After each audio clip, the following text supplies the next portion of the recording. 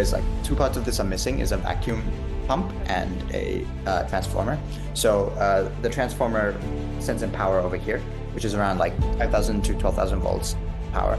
And how this works is it creates a very strong electric field that has a very strong force on the air molecules inside. And those air molecules are accelerated towards the negatively charged inside cathode ray. And they go inside, start hitting each other, and they start fusing. And that's kind of how a full fusor works. This one just produces plasma and not actual fusion because the electric field is not strong enough. So I would need something a lot stronger. And then the vacuum pump is needed to get out most of the air molecules out. And so there's like enough molecules for them to actually just start moving out.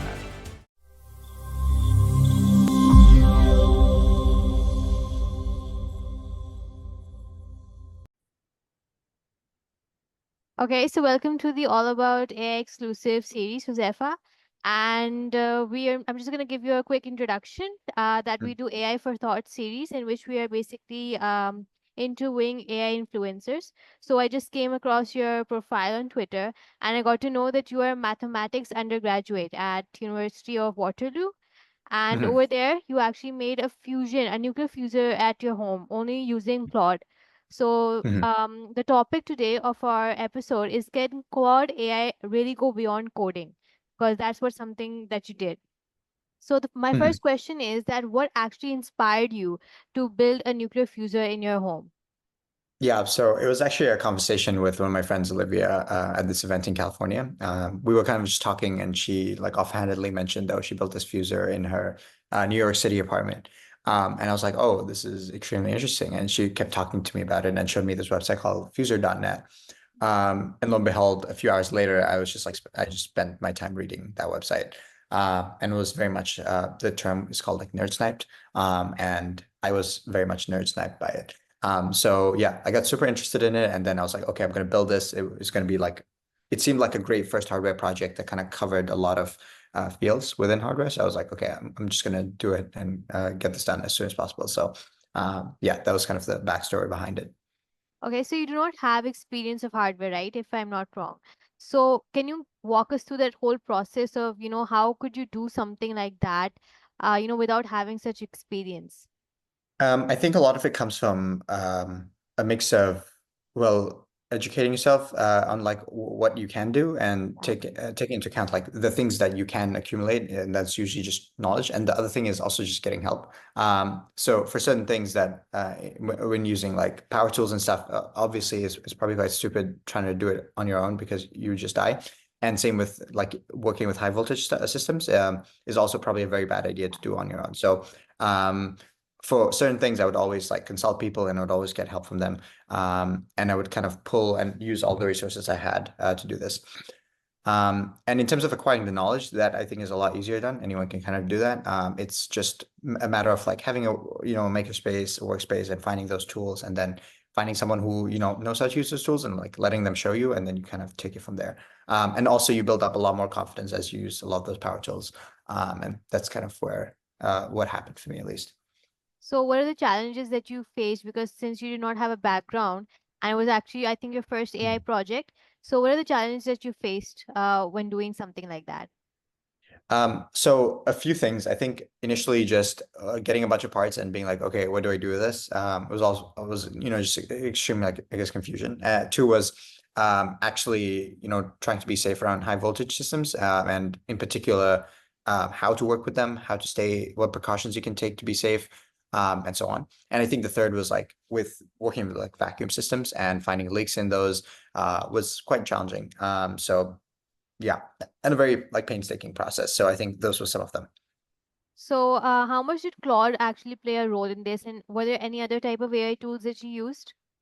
Yeah, Claude, I think I would say like was kind of like my thought partner in a way. So I was just constantly like asking questions, clarifying things, asking it if certain things I'm doing are safe or not, or like what procedures I should be taking.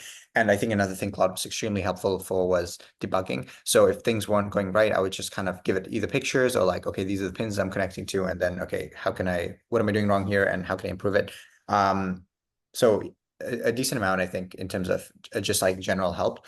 It couldn't actually build things for me, but and like verifying parts and making things like making sure like the math checks out, or that I'm doing the physics properly, or like if I actually understand what's going on. I think th those were things that were helpful. Other AI tools, I guess I use like Whisper AI a lot, which is just like a really good dictation, and I'm a big fan. Okay, so do you think that Claude and all of these AI tools that you used, do you think that they increased your innovation or creativity, and you might not have been able to do something like that without using AI? I definitely could have done it without using AI. I don't think that's out of the question. It's just a matter of like how much faster I could have done it and how much safer it was for me, at least. It's definitely much easier to find resources online and ask clarifying questions that are much specific to a context with AI than without. So if I wanted to ask, okay, how does this whole high voltage system work with this specific transformer I have? I probably could not find that on the internet, but with Claude, it could, come up with a good answer related to the context. Okay. I've seen that, AI is usually used for, writing, maybe video making, image making. So you're actually the first one, who's actually created a nuclear fuser. So it's something completely different, and you can also say it's dangerous. So do you think that in the future, AI can actually be used to create something, totally dangerous and, something unique, which is not digital? Because right now we're Mhm. just following the digital world. I think your thing was something very unique. So do you think that AI I would mean, be doing? just because you can already do that with the internet. If I wanted to make, like a nuclear bomb or like synthesize certain types of drugs, I could do that with the internet. Yeah. It's not about like if it's possible. If I think if anyone's motivated enough, you can do anything. It's a matter of like how accessible and how fast you can do it. And I think that's kind of it's bringing the floor up, and it's allowing people more than ever to get into things that they couldn't have otherwise done. But I think Yeah. overall the net positive will be greater. So I don't think this is even something we should worry about. Yeah. So, with AI, you think that AI did all of the, heavy lifting, you can say, and do you think that that has reduced your personal achievement, or do you think that, AI has actually increased your personal satisfaction of creating something so unique? Hmm. Yeah, well, the heavy lifting was still like building it, and so that of course is not taken away. So, Yeah. well, at least until we have like a humanoid robot or something. But until then, it was definitely still all me. And a lot, friends as well who helped with this.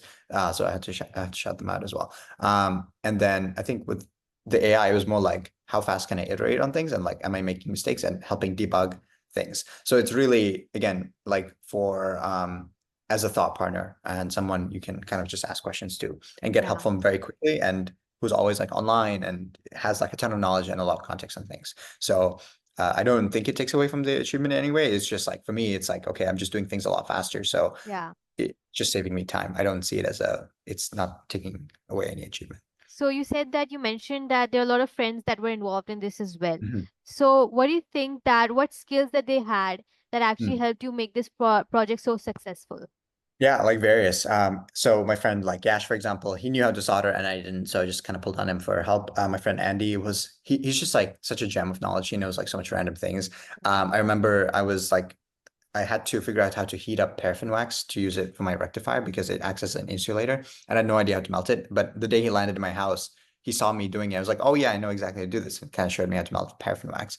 And so just like small things like that, I think were extremely helpful, and like people who knew how to do things that I didn't, and also just like generally working with like high voltage systems and things like that was they had a bunch of knowledge in that, or at least they knew more than I did. Even though if they didn't know fully on it, they could at least like they had more experience in it and could kind of figure it out better. And same with like so many other people who've helped me, like Ishan, another great friend. He also helped me like with machining things. Um, so yeah. So since you've worked on a real-time project, involving AI as well, what things do you think that AI can never do, and it's something that only a human can do, even if it's in Uh, the future as well? yeah, I don't know. That's hard to say. The lines are becoming blurry, but I think Yeah. more than ever, like I think right now the missing thing was like the fact that it couldn't build it itself. Um, So I'm not sure how exactly well it could do that. Maybe that's something on a decade's timeline. Even if you have like humanoid robots, I'm not sure how, like from 0 to 1, could it build it, something like this. Um, and that's harder to say. And especially like acquiring tools, like, being able to do all of that as one thing. It's hard to say. I don't know. I could not give you a proper answer. I still think it's bad for writing. Yeah. I don't think it's that great. I don't think it can provide any, unique insights in a way that a human can. For what reason, I'm not really sure, but I don't think I've not seen good AI writing. Okay. So do you think that using AI actually reduce the amount of time it takes for trial and error, or you think that, having that trial and error method is still important for humans? Yeah, the trial and error method is extremely important for learning generally. It's just the time between each of those trials and each of those errors is significantly reduced. So your feedback loops are much, much faster. So when you make that mistake, you can make it very fast. And you can also stop yourself from like making mistakes that are too big of a mistake in the way that they could potentially result in something extremely wrong. And so yeah, it doesn't, I don't think it necessarily like decreases your errors. Well, not errors, maybe like how many mistakes you make is just you do it a lot faster. And so in my case, anytime I broke a component or something, I could figure it out why a lot faster and get the right thing, replacement for it. Yeah. So Okay, so using AI is also a skill nowadays. Not everyone mhm, knows how to use it so cleverly. I think you have done a very good job in using it. So what skills mhm. do you think anyone should have, when it comes to using AI? Because you have done something that's beyond just ChatGPT. People think that AI is all about ChatGPT, using ChatGPT for writing and all. But you have done Mhm. something totally different. So what skills do you think someone should have if they want to create a similar thing like you? I actually don't even think it's like it's weird to me when people say I'm using it in a different way because to me it's just like so normal, I think. Yeah. And I think I just like enjoy using it. It seems painfully obvious to me and the way I use it. I don't actually understand what's like, I don't know, crazy about it. It's just me. I think the only thing I do differently is just I dump in all the files and I just talk to it. Um, there really isn't like anything special. I think it's just a matter of like how much it's a matter of like kind of putting your ego aside and just like using it and trusting it to an extent and being critical enough of it and questioning all of its assumptions that it makes. Being able to have the confidence in taking the AI's advice as well as being critical enough to question it when you think it's wrong. I think that kind of balance is kind of necessary, especially when working on something a bit more dangerous like this or something more technical. Okay, so like a lot of AI influencers, they use, specific prompts, and, they claim that using these prompts can actually give you the best results, which is also known as a skill, which is known as prompt engineering.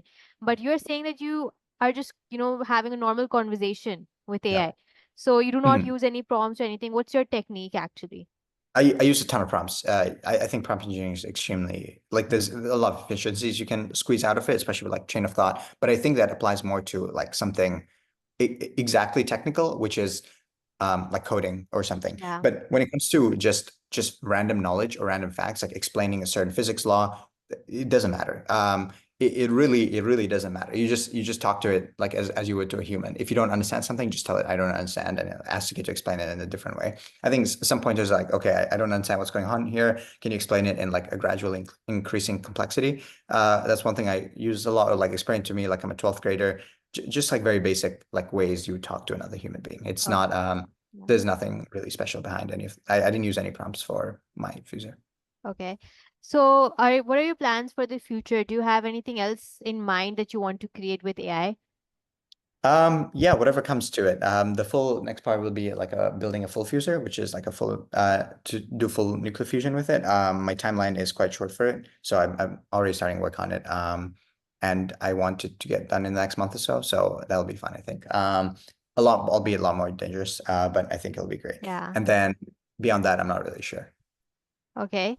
So at the end of the interview, I just want you to, give any message to people who want to create something like you want to go beyond just, AI writing, AI video making, and create something very impactful, like just like you did. What message do you have for such people, for students especially?